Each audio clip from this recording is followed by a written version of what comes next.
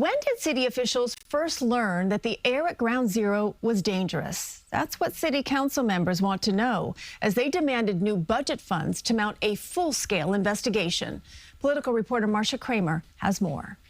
Council Speaker Julie Menon and 9/11 activist John Field didn't have any problem breathing the air as they strolled to Ground Zero today, but they did in the weeks and months after the attack. We were told again that the air was safe to breathe. We now know that that was not true. Menon, whose family lived in the area, lost her mother to 9/11 related cancer.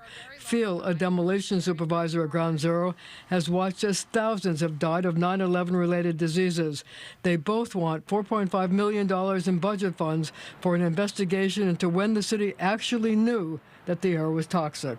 $4.5 million is a small ask for the lies, for the neglect, for the corruption that the city has produced over the last 25 years. After the attack, former New Jersey Governor Christie Todd Whitman, who was then the head of the Federal Environmental Protection Agency, issued a report saying the air was safe. It was only later that thousands got sick. Maybe the 8,000 plus that have passed away, maybe it would only be 2,300. Maybe it would only be 3,700. Officials want the money to fund a new probe by the Department of Investigation, and here's why. After decades of city officials denying there were any records about air quality after the attack, a cache of 68 boxes of records were finally discovered. We need DOI to be funded. We need to get the information for the obvious reason. We want to know the truth.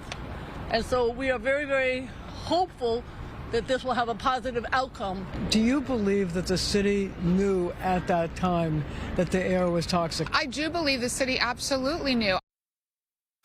Marcia, when will this money be allocated? Well, a spokesperson for the mayor told me that it would be negotiated as part of the budget process. And as you know, the city council and the mayor have until the end of this month to come up with a budget deal. So I think that you can give some great perspective for our viewers. You were actually the pool reporter on the first day of when officials toured Ground Zero. Did the mayor indicate that there was any danger there regarding the air quality? Well, Christine, you know, I don't know what was in the mayor's mind, but this is what I can tell you. When I got to Ground Zero, Mayor Giuliani handed me a mask and told me to put it on immediately. He also told me that every time he went to Ground Zero, he washed his eyes out with water and other things to clean the eyes because his then girlfriend, who became his wife, was a nurse, and she told him he had to do it because of what was going on at Ground Zero.